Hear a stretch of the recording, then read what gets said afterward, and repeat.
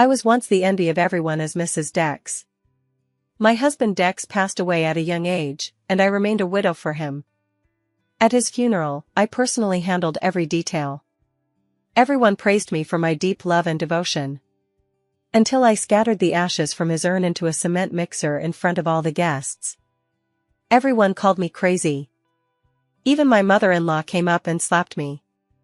I turned on the live stream, aimed the camera at the roaring mixer truck, and smiled slowly. Dex, I know you're watching.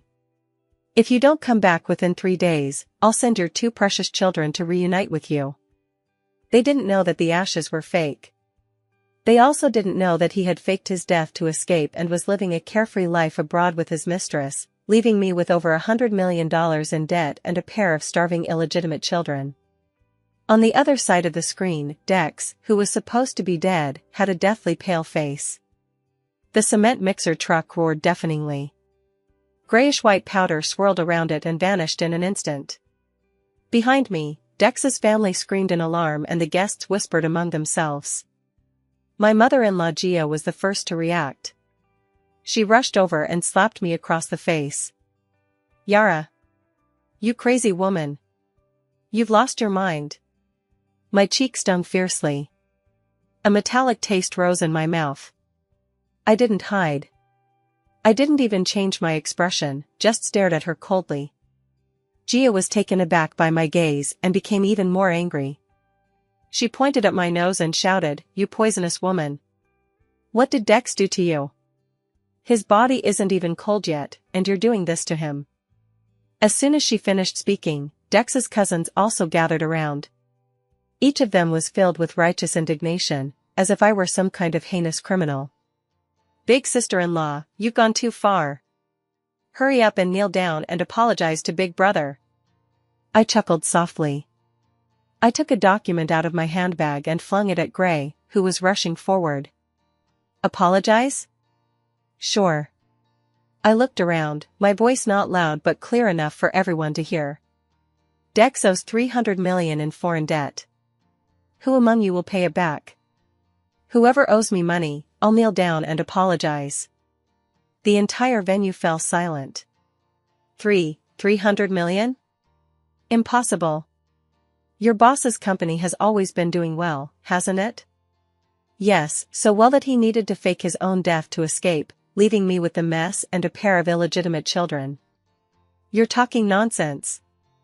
How could Dex have a bastard child?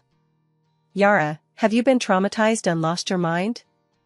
She said, while signaling to her relatives, trying to cover it up. Unfortunately, I didn't give her the chance. I opened my phone, tapped on a video, and pointed the screen at the crowd. In the video, a woman with a pure appearance was holding a pair of twins, smiling sweetly. And the man beside her was none other than Dex, whose body was still warm. The backdrop was a sandy beach with clear blue skies and bright sunshine, so bright that it hurt the eyes. Is that Vivi? The new star? Oh my God, that kid. He looks just like Mr. Dex when he was little. The murmurs rose like a tidal wave, and Gia's face turned pale, then red, then pale again. Her lips trembled, but she couldn't utter a word. I put away my phone and looked toward the back of the crowd at a man in a black suit. Dex's assistant, Mac. From the moment I scattered the ashes, he stood there expressionless, as if he were an outsider. At that moment, he felt my gaze and finally moved. He pushed his way through the crowd and came up to me. "Ma'am, we can talk about Mr. Dex in private." His tone was calm, but there was a hint of unyielding force in it. "Talk in private?" I raised my eyebrows. When Dex was treating me like a fool and making a fool of me, did he ever think about talking in private? Now you want to save face? Too late. I ignored Mac and turned to leave. Their mess is their problem. When Dex and I returned to our wedding home, we were greeted by a gift left behind by that woman named Vivi. A nanny was there with a pair of hungry twins, a boy and a girl. When the nanny saw me come back, she immediately put on a guarded expression and shielded the 2 children behind her. "You're Yara? I'm warning you, BB and D are Mr. Dex's precious children. If you dare touch them, Mr. Dex won't let you off. I looked at the two children, who looked almost exactly like Dex, especially their eyes. Does Dex pay your salary, or does Vivi? I asked casually. The nanny was taken aback, then straightened her back. Of course it's Mr. Dex. Mr. Dex told me to take good care of the two children and that he'd pay me $3,000 a month. Very good. You're fired. Now, get out of this house immediately. How dare you fire me? The nanny was furious. This is Mr. Dex's house. You have no say in this. Oh? I took out the property deed from my bag and waved it in front of her. Look closely. Whose name is written here? The house is mine, the debt is mine, and these two children are naturally also my property. If you don't get out of here, I'll call the police and report you for trespassing. The nanny's face turned as red as a pig's liver. She looked at the property deed, then at me, and finally, reluctantly, began packing her things and left. In the vast villa, only the cries of the two children and me remained. I closed the door, took out my phone, and opened the long-dormant live stream. I had changed the name of the live stream to Waiting Online for Dex to Come Home. As soon as the live stream started, thousands of viewers flooded in. Most of them were onlookers who had heard about the commotion at the funeral and rushed over. The comments flew by rapidly. Holy shit, is this the cruel woman who scattered her husband's ashes? Sister, you're so cool. I'm following you. The person is already dead, why are they still causing such a fuss? They must be sick. What do you know upstairs? Haven't you seen the news? Dex faked his death and left her with a pile of debt and an illegitimate child. I ignored the arguments in the comments and focused the camera on the Dragon and Phoenix twins crying their hearts out on the sofa. Dex, I'm giving you 3 days. If you don't come back within 3 days, I'll take your precious children to visit the cement factory. You like to disappear, don't you? I'll give you a hand and make sure they disappear completely. After I finished speaking, I immediately turned off the live stream. My phone started ringing non-stop. There were calls from my mother-in-law Gia, relatives, and countless unknown numbers. I didn't answer any of them. Until an encrypted overseas number called in. I knew it was Dex. On the other end of the phone, I heard a man's suppressed angry breathing. Yara, what do you want? That's a question you should be asking me. I walked over to the liquor cabinet, poured myself a glass of red wine, and swirled it gently. Dex, what do you take me for? A free nanny to help you pay off your debts and raise your illegitimate child? I didn't, he denied urgently. Yara, listen to me, it's not what you think. I have my reasons. Reasons? I felt like I had heard the biggest joke of my life. Your reasons are that you're keeping a mistress and having children outside of our marriage, then faking your death and running away, leaving all the trouble for me? I'm giving you one last chance, I said, taking a sip of wine. Come back and clean up everything. Otherwise, you'll have to deal with the consequences. Yara. You dare touch the children. Dex's voice suddenly rose. I laughed. You'll see if I dare. I hung up the phone immediately and blocked his number. I knew the rules of this game, and now I was the one setting them. The next morning, the doorbell rang. I thought it was someone Dex had sent, but when I opened the door, I saw an unexpected face. It was Vivi.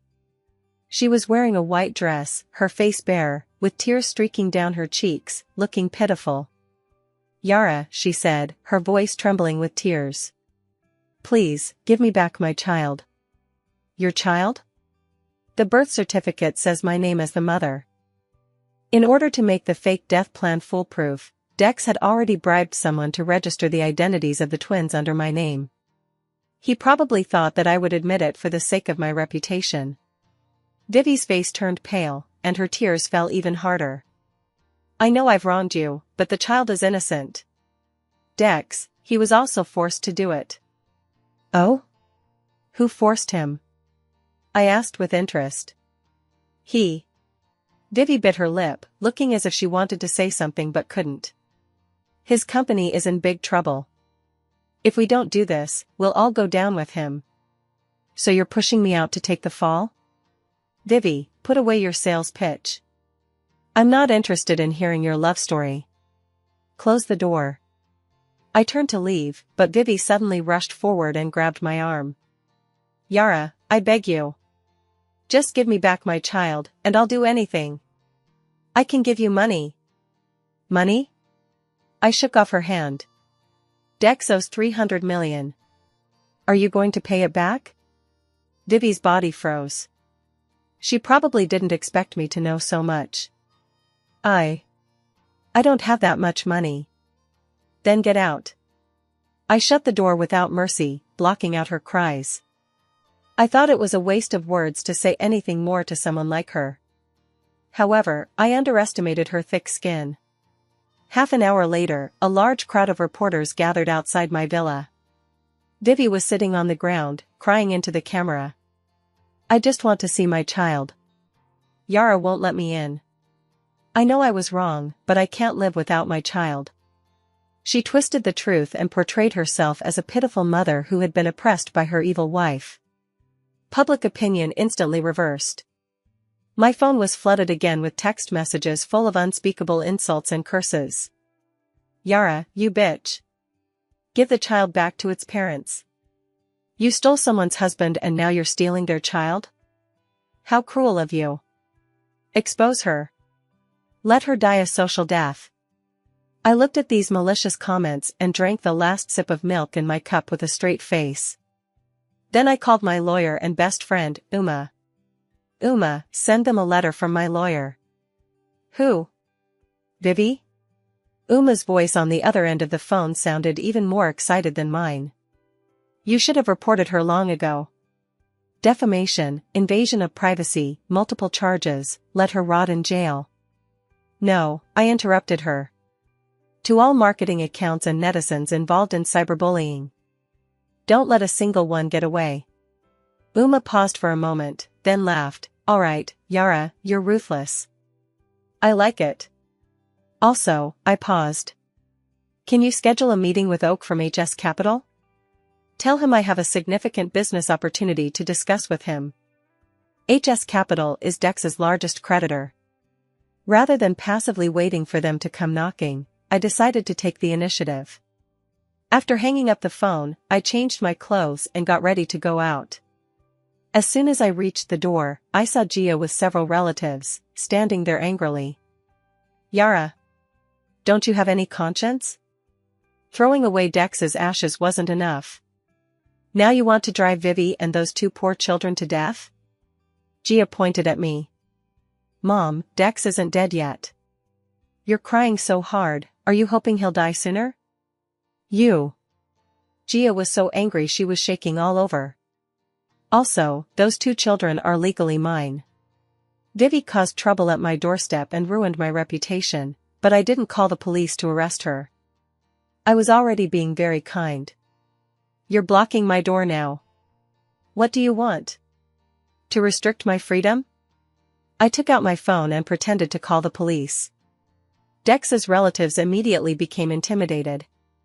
They just wanted to impress Gia and see if they could get something out of it, but they didn't want to end up in jail. Seeing this, Gia knew that being tough wouldn't work, so she immediately changed her attitude. She grabbed my hand and started playing the emotional card. Yara, Mom knows you're upset. But Dex, he's doing this for the family. Please have pity on your mother and don't make a scene anymore, okay? Give the child to Vivi, and we'll figure out the debt together. I pulled my hand away, looking at her hypocritical face, feeling nothing but disgust. Figure it out together? How? Sell the house? Or sell your jewelry? Gia's face turned ugly in an instant. Now, I pointed to the door. Either move out of the way or I'll call the police. You choose. Gia finally moved out of the way.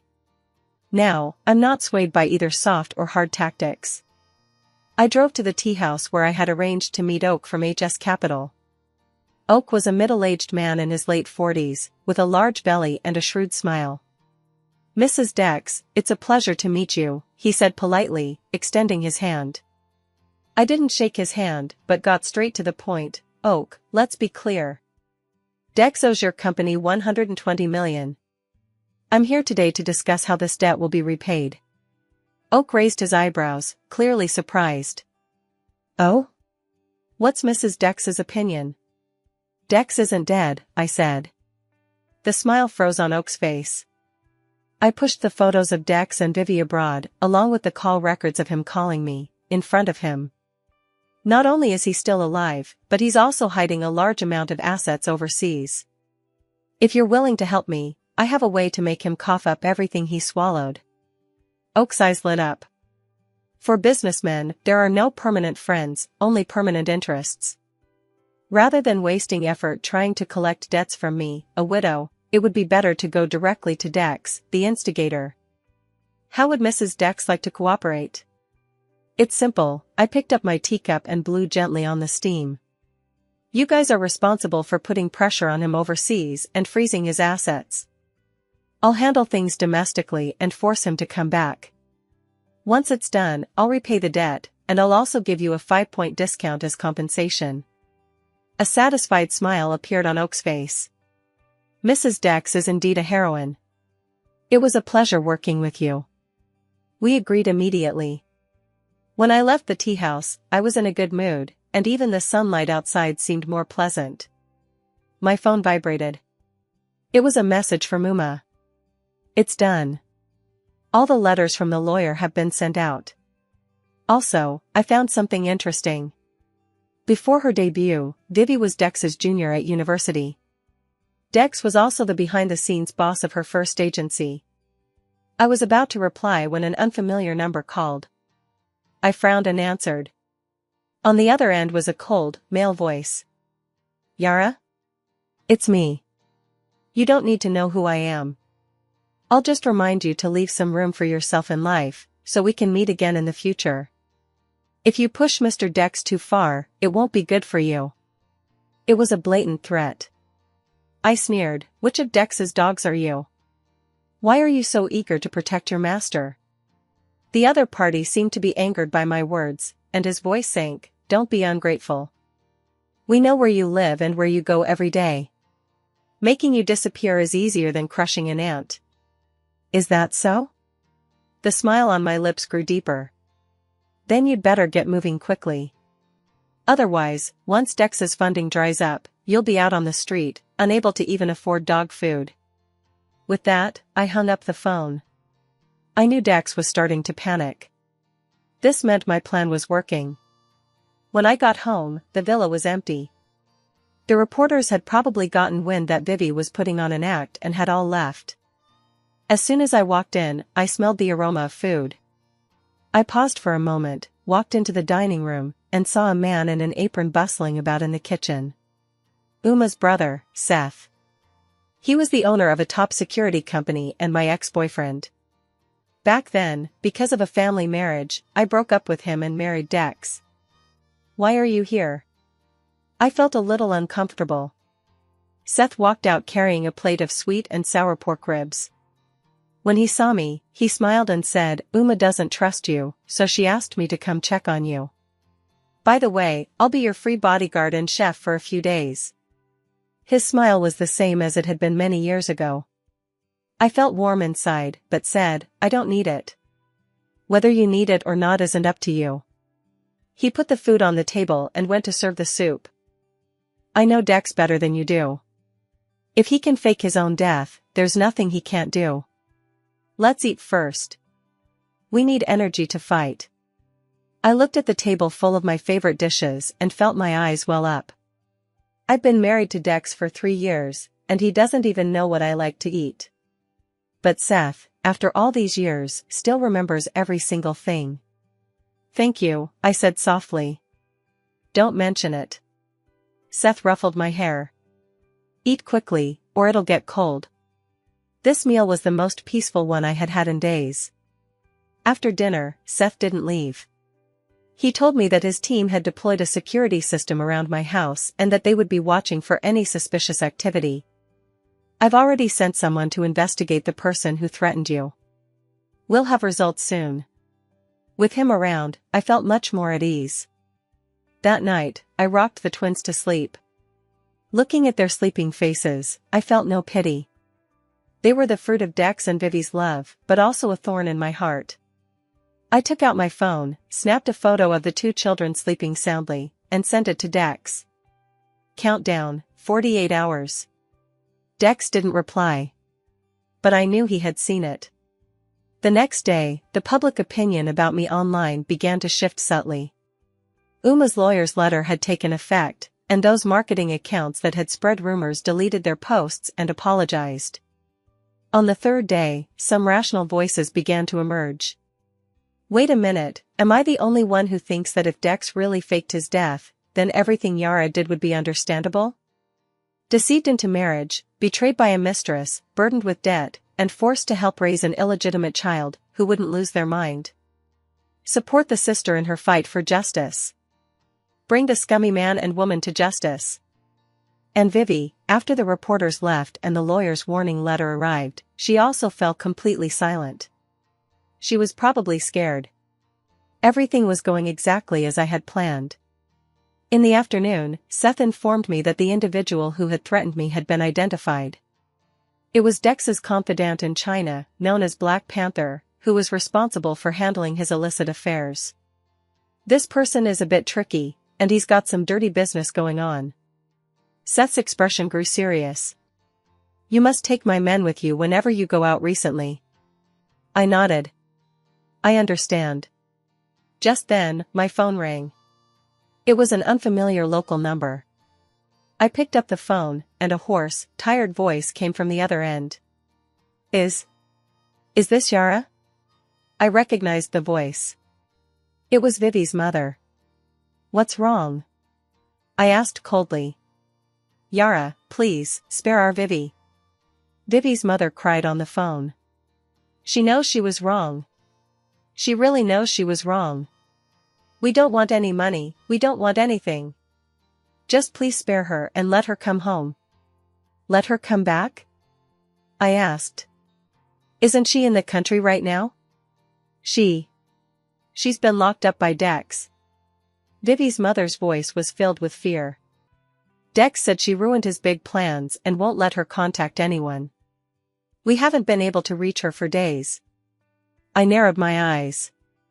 Dex locked Vivi up? This is an internal conflict? Yara, we're an old couple with only one daughter. We can't live without her. Vivi's mother cried breathlessly. Please, talk to Dex and tell him to let Vivi go. We'll kowtow to you. I paused for a moment. The address. What? The address where Dex is holding Vivi. Vivi's mother quickly sent the address over. It was an abandoned factory in the suburbs. When Seth heard this, he immediately said he would go with me. It's too dangerous. You can't go alone. I didn't plan on going alone. I looked at him with a determined expression. I'm calling the police. Seth froze. Call the police? On what grounds? Illegal detention? Yes. But we have no evidence. Vivi's parents are witnesses. I took out my phone and dialed the emergency number. Since Dex likes to play dirty, I'll let him taste what it's like to be stabbed in the back by his own people. Seth and I, along with Vivi's parents, went to the abandoned factory.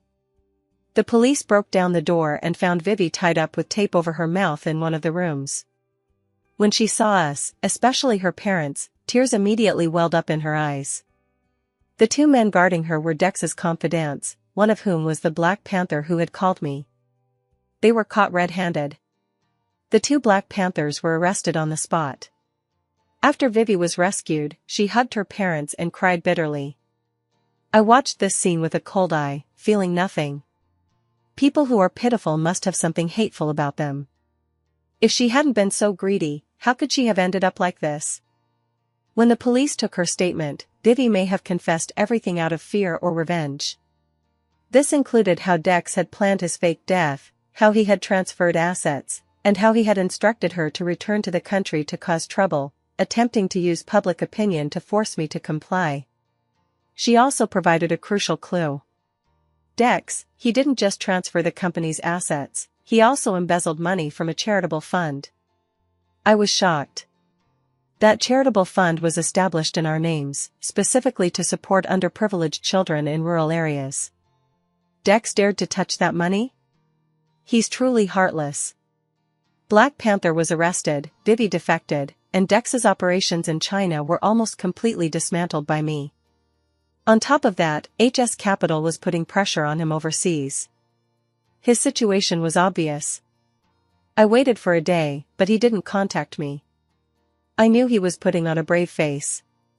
Or rather, he was thinking of a new strategy. I decided to add fuel to the fire. I contacted the largest financial media outlet in the country and agreed to an exclusive interview. In front of the camera, I didn't cry or play the victim. I simply calmly presented all the evidence, piece by piece, to the public. Dex's fake death certificate, his intimate photos with his mistress abroad, the company's emptied accounts, the embezzled charity funds. Finally, I looked into the camera and slowly said, "Dex, our 3-day deadline is down to the last 24 hours. I know you must hate me right now. It's okay, I hate you too. Tomorrow at noon, I'll bring your children to the place where we first met and wait for you. Come, and we'll settle everything once and for all.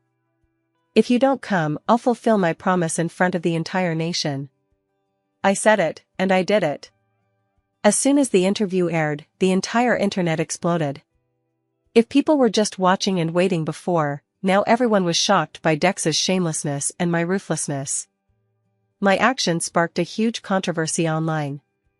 Some people called me cold-hearted for using my child as a bargaining chip. Others supported me, saying that extreme measures were necessary to deal with such a scumbag. But I don't care about any of that. All I care about is whether Dex will come back. The next day, I changed the twins into clean clothes. Seth looked at me, hesitating. "Yara, are you really going to?" "I won't hurt them," I interrupted him. "I just need one, a bargaining chip to force him out." Seth sighed and said nothing more. He knew that once I had made up my mind, no one could change it.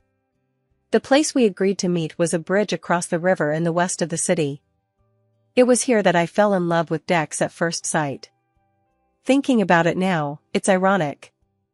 I stood on the bridge with my child in my arms, the river breeze ruffling my hair. Seth and his team were standing guard nearby. Countless media reporters surrounded the area, leaving no room to move. All eyes were on me. Time ticked by, second by second. It was getting closer and closer to midnight. My heart sank little by little. Was he really not coming? Would he abandon his own flesh and blood for himself? Just as I was about to give up hope, a black Bentley slowly pulled up at the bridgehead. The car door opened, and a figure that was both familiar and unfamiliar to me stepped out. It was Dex. He had lost weight and looked haggard, but his eyes were still as dark and terrifying as ever. He made his way through the crowd, step by step, toward me. All the flashes were focused on us. "Yara," he said. "You won." I looked at him and didn't say anything. He reached out to hug the child.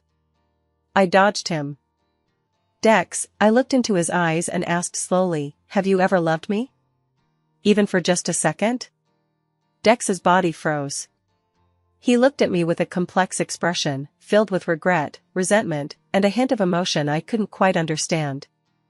After a long time, he finally managed to say, "I'm sorry." I laughed, tears streaming down my face. I had waited so long, and what I wanted was never just an apology. "Dex," I wiped away my tears and pushed the child in my arms toward him with all my strength. "Your child, back to you." At that very moment, several police cars silently surrounded the bridge from both ends. The lead officer walked up to Dex and presented an arrest warrant. "Mr. Dex, you are suspected of financial fraud, embezzlement, forging a death certificate, and other crimes. Please come with us." Dex held his child and was completely stunned. He looked at me in disbelief, his eyes filled with shock and anger. Yara, you tricked me. I looked at him and smiled slowly. I told you, I would be here to settle things with you. Sending you to prison is the last bit of dignity I can give you. Dex was taken away. The twins were temporarily sent to a welfare institution by the police. The dramatic spectacle finally came to an end. I stood on the bridge, watching the river roll eastward, feeling an unprecedented sense of exhaustion. Seth walked over to me, took off his jacket, and draped it over my shoulders. It's over. Yeah. It's over. But inside, I felt empty. This victory did not bring me the exhilaration I had imagined. Instead, it felt like a deeper wound had been cut into my heart. What are your plans now? Seth asked. Take back the company, pay off the debts, and then. I couldn't continue. Then what? My life seems to have nothing left but Dex. Yara, Seth gripped my shoulders. Look at me. Your life has only just begun. Without Dex, you're still Yara. The proud, confident, and radiant Yara. I looked at his familiar features and suddenly felt that maybe I wasn't completely without hope. Seth. Thank you. Silly.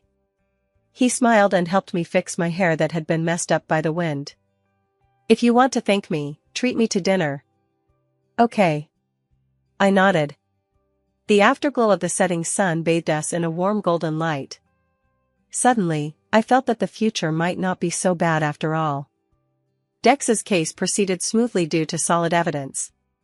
He was convicted of multiple crimes and ultimately sentenced to 20 years in prison. His family's company had long been insolvent and eventually declared bankruptcy. Gia went gray overnight, moved out of the mansion, and into a cramped rental apartment. She came to me once and begged me to spare Dex. I only told her, he chose his own path, no one can save him. Vivi was also sentenced to 3 years for participating in Dex's criminal plan. As for the twins, Vivi's parents couldn't bring themselves to do it, so they went through the adoption process and took them back to their hometown. Everyone who hurt me got what they deserved. With Seth and Uma's help, I began to tackle the mess at the company. It was a long and difficult process. I sold my villa and all my luxury items, using the proceeds to pay off some of the debt. Then, armed with my own company restructuring plan, I visited each creditor one by one. Many people were skeptical of me, believing that as a woman, I couldn't possibly handle such a large operation. I proved them wrong with my actions. I promoted a group of capable and energetic young people. I led the team, working day and night, researching the market and looking for new opportunities. During that period, I only slept 4 or 5 hours a day and was as busy as a spinning top. Seth felt so sorry for me that he often brought me meals and urged me to rest. I always smiled and said, "It's okay, I'm not tired." Because I knew I wasn't fighting for others, I was fighting for myself. I was determined to reclaim everything that belonged to me. I will show everyone who looked down on me that even without a man, I, Yara, can still thrive. 1 year later. Miraculously, my company was revived. We launched a brand new project, which was an immediate success upon its release. The company's stock price skyrocketed, even surpassing the peak period when Dex was in office. I paid off all my debts and moved the company into the busiest office building in the city center. Standing in front of the spacious, bright floor-to-ceiling windows, looking down at the bustling traffic below, I felt as if I had stepped into another world. A year ago, I was a woman abandoned by her husband and mocked by the world. A year later, I became a powerful businesswoman praised by everyone in the business world. Uma walked in holding a bouquet of flowers and said with a smile, "Congratulations, Yara, on the company's move." I took the flowers and smiled, "Thank you. My brother is throwing a celebration dinner for you tonight. Don't be late." I know. In the evening, I dressed up and attended the banquet. The tables were laden with food and drink, and the room was filled with the scent of perfume and the sound of laughter. Everyone's faces were lit up with friendly smiles. I mingled with the crowd, responding to various compliments and expressions of goodwill. But inside, I felt a little tired. I stepped out onto the terrace to get some air, and Seth followed me. Tired? He handed me a glass of champagne. A little. I leaned against the railing and looked at the night view in the distance. Yara, he said suddenly. Do you still hate Dex? I paused for a moment, then shook my head. I don't hate him anymore. Really? Really? I looked at him and said earnestly, right now, I just want to thank him. Thank him for letting me see the ugliness of human nature, and thank him for making me a better person. If it weren't for his betrayal, I might have spent my entire life as Mrs. Dex, living in an ivory tower, untouched by the realities of the world. It was he who pushed me off the cliff. And it was he who taught me how to rise from the ashes. Seth looked at me, his eyes filled with admiration and pity. Then he paused, seeming a little nervous. Will you give me a chance to start over? I looked at him, and my heart suddenly began to race. The evening breeze blew gently, carrying a hint of wine. I looked at the sparkle in his eyes and slowly smiled. Okay. This time I won't make the wrong choice. Because I know what is truly worth cherishing.